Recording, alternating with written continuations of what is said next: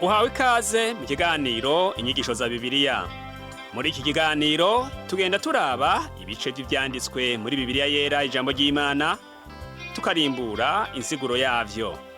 Ni ikiganiro gitanga inyigisho z'ivyanditswe vyera mu kiringo c'imyaka 5. Inyuma y'icigwa turaguha inomero woturonderako igihe wogira ico ugomba guterera canke kubaza. Kaze twumvirize kandi twigishwe.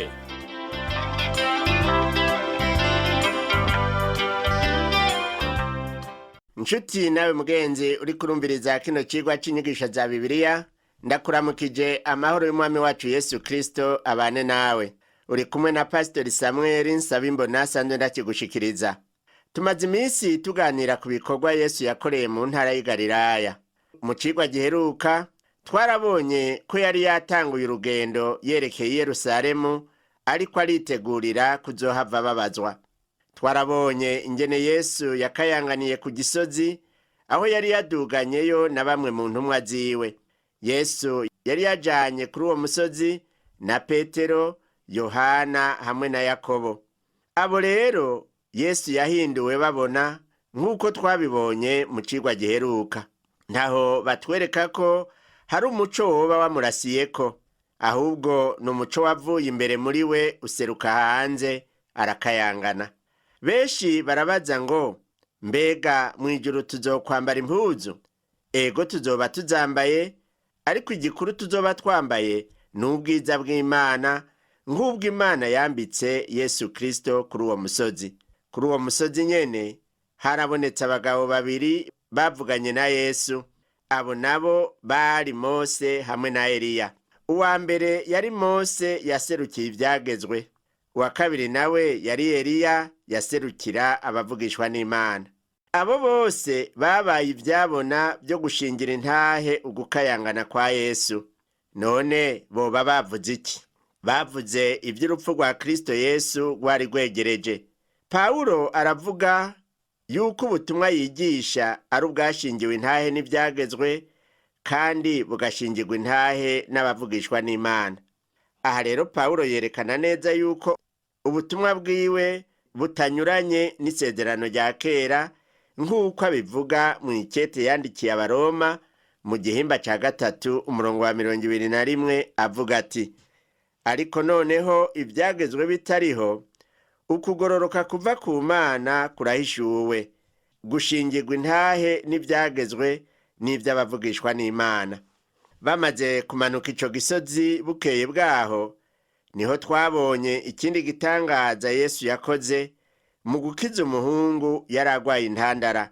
Iyo nkuru twayisanze mu butumwa bwiza uko bwanditswe na Luka mu gihimba c'9 duhereye ku murongo wa 37 tugeza ku wa 43. Reka twongere tuhasome. Havuga ngo bukeye bwaho bamanutse ico gisozi, ishengero ryinshi riramusanganira, kandi umugabo wo muri bo avuga n'ijwi rirenga ati: mwigisha, ndakwinginze ndabira umwana, kuko namuvyaye ari kinege, kandi hari mpwemu imufata agatura akaborogo, ikamujegeza akabimba ifuro, kandi ihejeje kumukungagura ikagora cane kumuvamwo. Nanje ninginze abigishwa bawe kuyisenda irabananira. Yesu arishura ati: yemwe abiki gihe mutizera kandi mugoramye, nzogeza ryari kubana namwe no kubihanganira? Zana hano uwo mwana wawe. Ariko araza, dayimoni mutura hasi iramujegeza cane. Yesu akankamira iyo mpwemu ihumanye, akiza uwo muhungu amusubiza se. Bose batangazwa n'icubahiro gihambaye c'Imana. Ivyo dusomye birerekana neza ingene ibintu vyifashe mu gihe tugezemwo. Uko bimeze, Yesu yaramaze gushika mu bwiza bwiwe. Intumwa ziwe ziri kumwe nawe. Muri iyi si turimwo rero huzuye ingorane, ukuzazanirwa, ukunanirwa hamwe no kutumvikana. Isi igeze aho womenga imeze nk'umuntu yiziziwe n'abadayimoni. Igiteye agahinda nuko dusanga ishengero ataco rishoboye imbere y'imitwaro myinshi yo mw'isi. Yesu mu kubwira ishengero ryari munsi y'uwo musozi, yaberetse ko ku vy'uwo muhungu bari babuze ukwizera. abigishwa bari kumwe n'abandi benshi buzuye ugukekeranya. Uwo muhungu yari ateye ikigongwe, ariko Yesu yaciye ahindukirira se w'uwo muhungu aramubwira ngo amuzane. Yesu yaciye amukiza ako kanya nyene. Abigishwa ba Yesu baratangaye cyane kuko bari bamaze kwirukana izindi mpwemu mbi, ariko iyo y'uwo muhungu yoyo ikabananira. Ukuntu iyo mpwemu mbi yagize uwo muhungu imbere y'uko imuvamwo vyarerekanye yuko yari ikaze cyane. Ico gitangaza kimaze gukorwa, Yesu yaciye atangura urugendo yerekeye Yerusalemu, ariko imbere ya vyose yatanguye kubibutsa ivy'urupfu rwiwe rwari rwimirije. Inyigisho z'uwu munsi zifatiye ku gihimba c'icumi co mu butumwa bwiza uko bwanditswe na Luka. Turahera ku murongo wa mbere tugeze ku wa 42. Muri ico gihimba turabona ubwa mbere ingene Yesu yatumye abigishwa 70 kwigisha. Twongere twihweze ivy'umugani w'umusamariya w'imbabazi, hanyuma tuje kurangiza turaba ingene Yesu yakiriwe mu nzu kwa Mariya na Marita. Reka tuduge ku ijambo dutangure dusomere hamwe ubu butumwa bwiza uko bwanditswe na Luka, iki gihimba c'icumi, dusome imirongo ya mbere 2. Haravuga ngo, mu nyuma y'ivyo umwami Yesu atoranya abandi 70, atuma 2 ngo babe baragenda imbere yiwe mu bisagara byose n'ahantu hose aho yagira ace. Arababwira ati, ivyimburwa ni vyinshi, ariko abimbuzi ni bake. Nuko nimwingingenye n'ivyimburwa arungika abimbuzi mu vyimburwa vyiwe. Abo 70 Yesu yabatumye nk'integuza. Yari yimirije ibikorwa vyinshi mu ntara y'Iyudaya iyo yari karaja. Uyu munsi twumva benshi basubiramwo iryo jambo ngo kwinginganye n'ivyimburwa ngo arungika abimbuzi, ariko hari aho usanga barifata ukutariko. Womengo ni isi igeze kwimburwa ngo none ni twebwe twoja kwimbura, ariko siko biri. Abakozi b'Imana sibo bajejwe kwimbura, igikorwa cyabo ni ukubiba gusa. Aho Yesu yavugira ijambo cari igihe yagira bambwe ku musaraba kugira ngo arangize vyose. Icamuzanye kwari ugucungura abari mu isi, ariko vyanditswe ngo n'abamwizeye bose. Abandi nabo base kwizera ngo nta kindi atari ugutsindwa n'urubanza. Urwo rubanza niko kwimbura kuvugwa. Yesu aho yarangiza ibikorwa, hariho ibihe bikomeye vyarangiriye aho nyene. N'ibi bihe turimwo bizorangira hace haba iyimbura. Mugabo kw'iryo yimbura ritaragera, dufise igikorwa co kubiba nk'uko Yesu yakidusigaranye.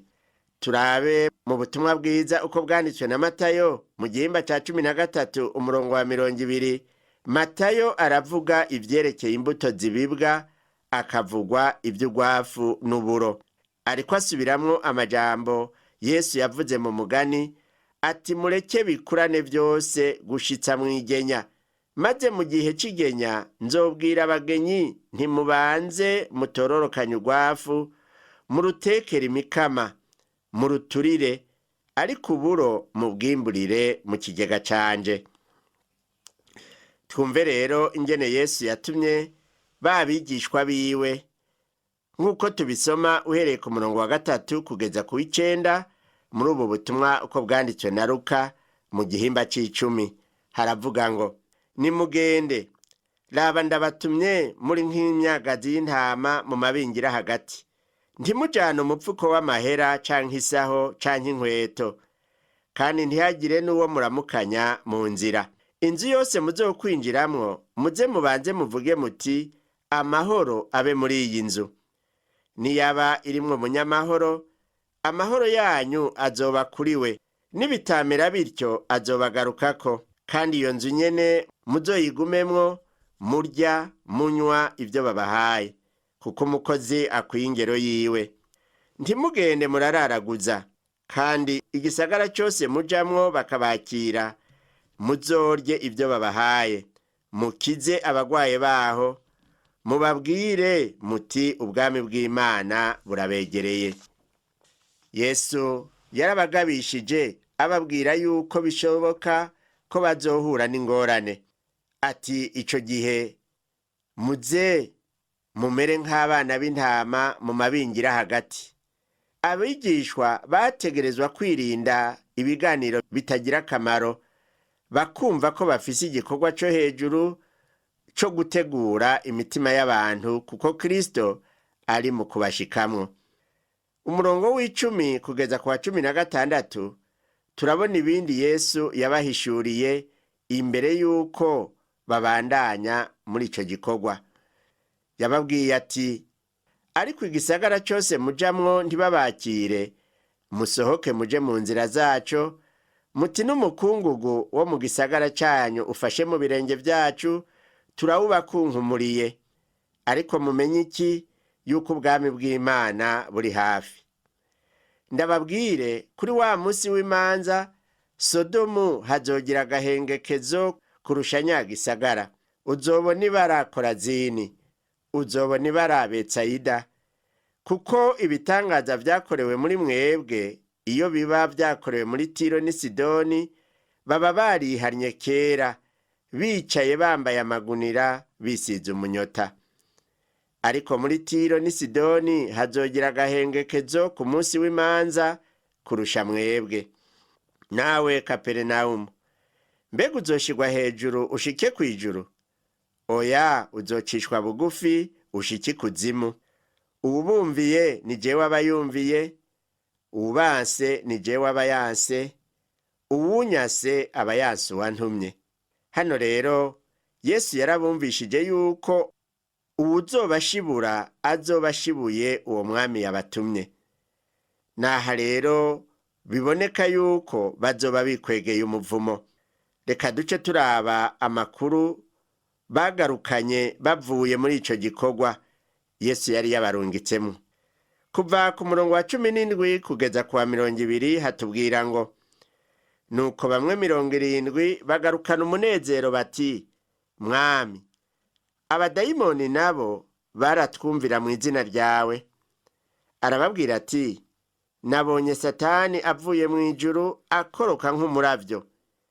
Ehe, ndabahaye ububasha bwo gukandagira inzoka na sikorupiyo, nubwo kunesha ubushobozi bw'umwasi bwose, kandi nta kintu kizogira ico kibagira na gatoya.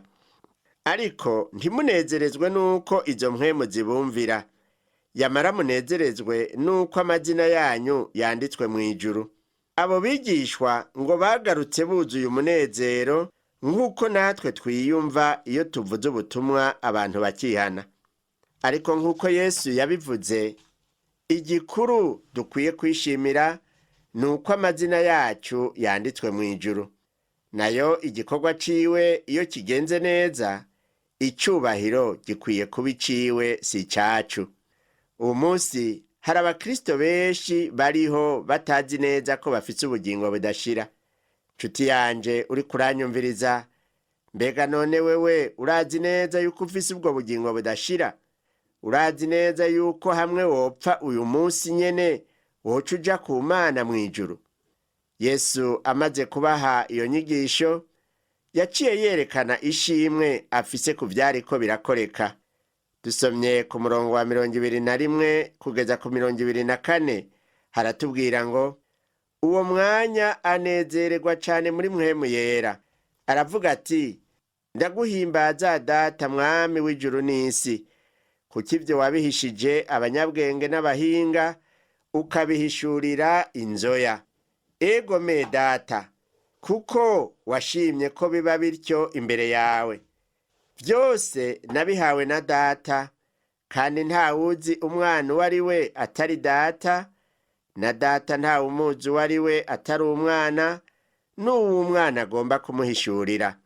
Ahindukirira abigishwa biwe, ababwira biherereye ati, hahiriwe amaso abona ivyo mubona. Ndababwira yuko abavugishwa n'Imana benshi n'abami benshi bagombye kubona ivyo mubona ntibabibona, no kumva ivyo mwumva ntibavyumva. Ubu naho reka twihweze wa mugani w'umusamariya w'imbabazi. Luka yabaye uwa mbere mu gukoresha imigani myinshi.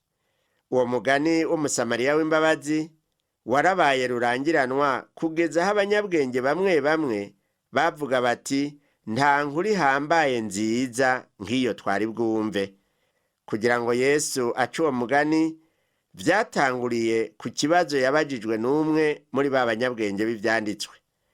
Tubirabe ku murongo wa 25 muri iki gihimba c'icumi c'ubutumwa bwiza uko bwanditswe na Luka. Havuga ngo, maze umwe mu bigisha ivyagezwe ava hasi, aramugeza ati, mwigisha, nkora iki ngo nzoragwe ubugingo budashira? Uwo mugani rero waje nk'inyishu y'ikibazo cerekeye ubugingo budashira. Uwo yabajije ico kibazo yari yagombye gutega Yesu umutego, ariko asanga abajije ikibazo ciza cane. Yesu nawe yari afise ubwenge bwinshi bwo kwishura ibibazo. Mu kwishura ikibazo, nawe yaratangura akabaza ikindi kibazo. Mu kwishura ikibazo ca Yesu, wasanga uri kuriyishura no kuco nawe wamubajije.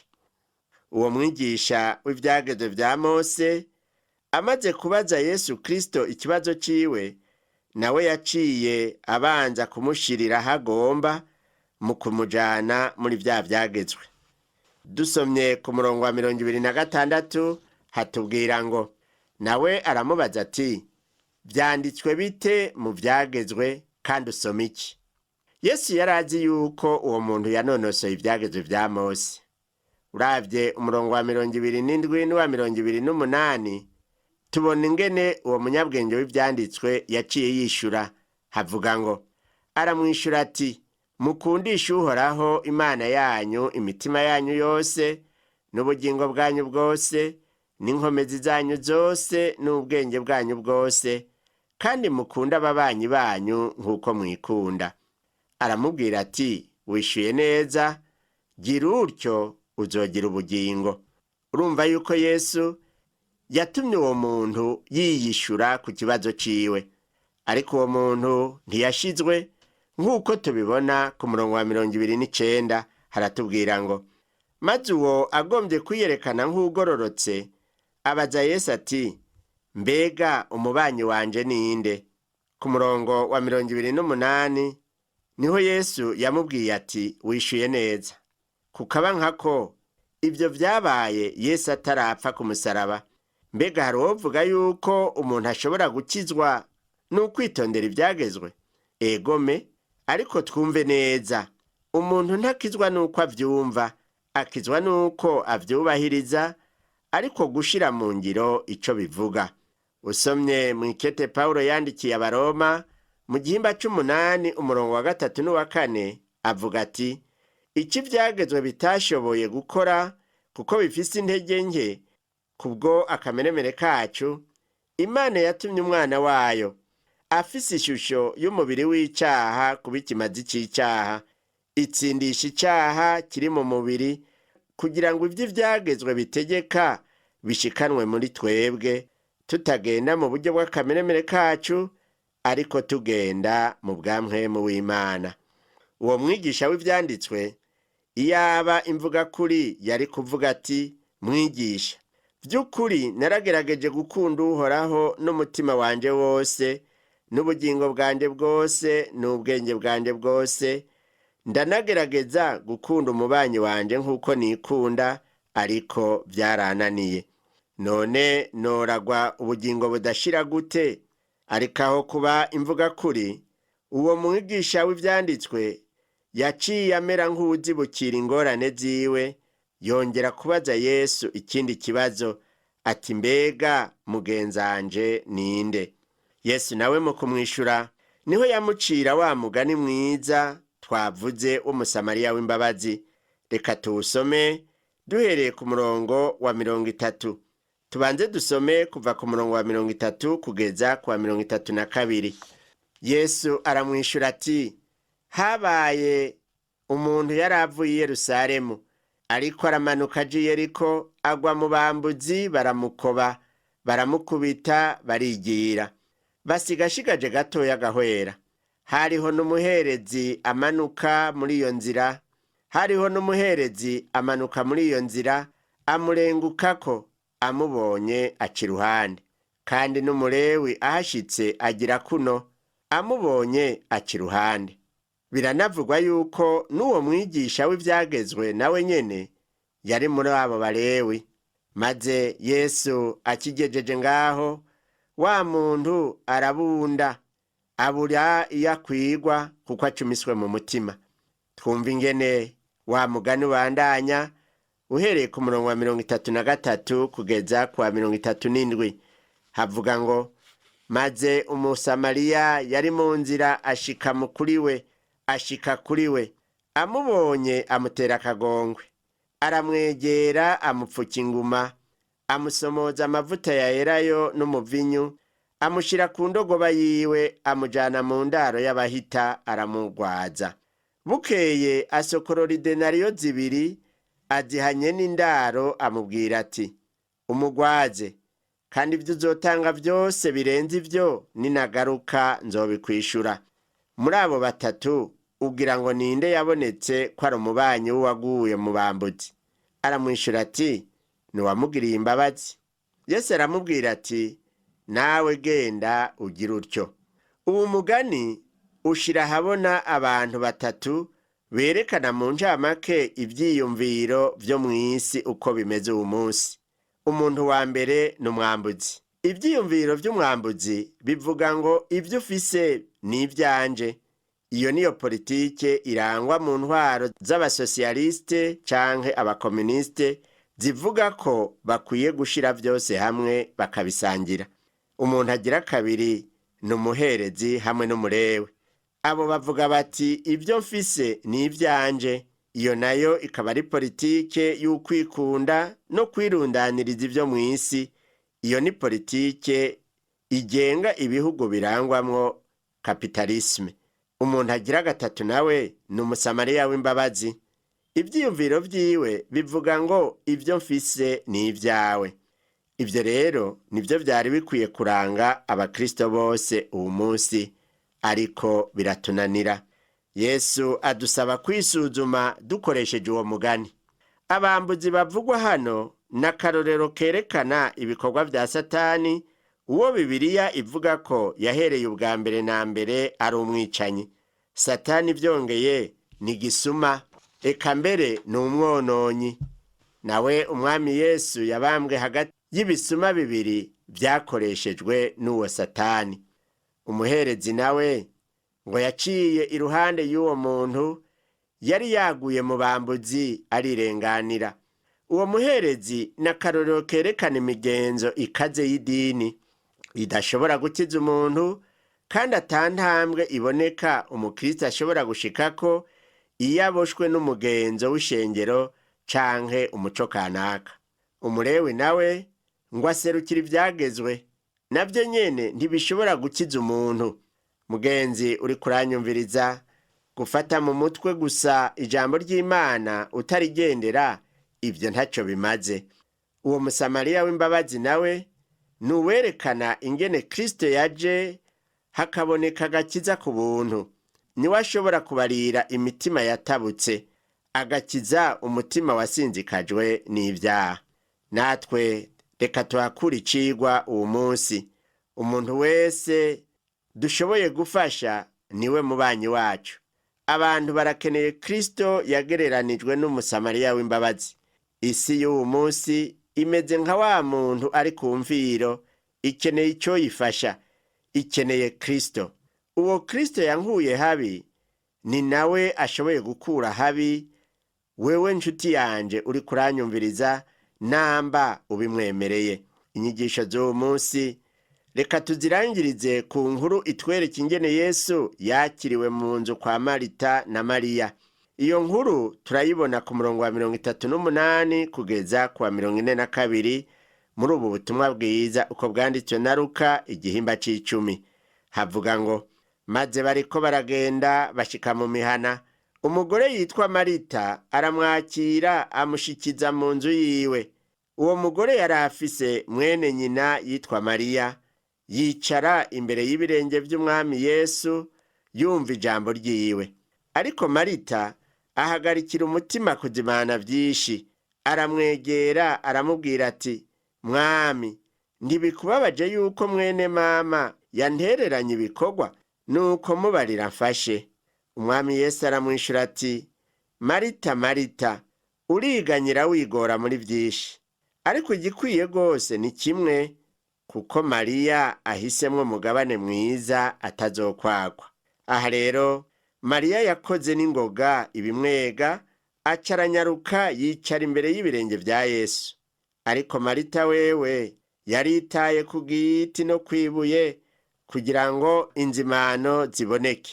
Biraboneka ko yarushe cyane, mbere arateba arashavura kandi aranabivuga. Yesu yarashimye ingene Marita yitanze, ariko avuga ati, Mariya ahisemwo umugabane atazokwakwa. Nshuti yanje mwene data uri kurumviriza kino cigwa c'inyigisho za Bibiliya, nawe woba wararuhijwe n'ibikorwa uri kurakora uwu munsi hamwe n'ingorane nyinshi, ukaba utabona ingene wobikika. Fata umwanya wo kwicara imbere y'ibirenge vya Yesu, umwiyegurire gushasha. Mwemerere abo umurongozi w'ubugingo bwawe, niwe yogufasha gukora neza ivyo ujejwe vyose. Kristo Yesu niwe yemeye kuruhura abarushe n'abaremerewe, akaba agomba kwicarana nawe ngo muganire, kandi amajambo yiwe akugirira neza ku mutima, aca kwereka inzira nyayo ukwiye gucamwo. Reka turangize dusenga. Mana Data wa twese uri mu ijuru, se w'umwami wacu Yesu Kristo, waramurungitse kugira ngo aturangire inzira ducamwo ngo turonke ubugingo. Ndasengeye umuntu yakurikiye kino cigwa, yaramaze igihe ajuragirika, akaba aruhijwe n'ivyo arimwo na cane cane ivyaha. Umubabarire, umwereke Yesu ko ari we ashobora kumuruhura, amwizere, hanyuma umuhindure umwana wawe. Ndabisavye mu izina rya Yesu Kristo umwami wacu, amen. Cigwa cacu co kuri uno munsi yigarukiye ngaha, naho ubutaha umwami wacu Yesu Kristo aguhezagire.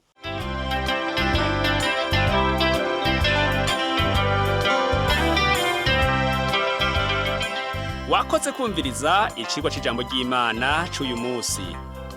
Ushobora kumviriza n'ibindi biganiro by'inyigisho za Bibiliya, canke ukabikwega kuri uru rubuga rwa interinete rukurikira: http utuburungu tubiri uturongo tubiri duhengetse ttb akaburungu twr org. Ushobora kumviriza ikiganiro cyo muri indwi, canke ugafyonda ahanditswe ngo rondera ukurikije itariki kugira ngo wumvirize ikiganiro camaze kurengana. Ushobora no gufyonda ahanditswe ngo rondera ukurikije ibyanditswe kugira ngo wumve ibiri muri ico gice cy'ibyanditswe byera ugomba. Ufite ico wunganira canke ubaza, twandikire. Email ni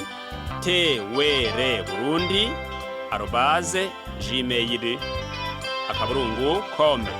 Ushobora kandi kudusanga kuri Facebook yitwa TWR Burundi. Ushobora no kutwakura kuri iyi telefone yo mu biro. Inomero ni 22 24 26 57 mu masaha y'akazi. Canke kuri telefone ngendanwa, inomero ni 69 67 12 77 79 74 19 93. Dusanga kandi kuri WhatsApp, nimero ni 79 38 71 99. Yesu aguhezagire.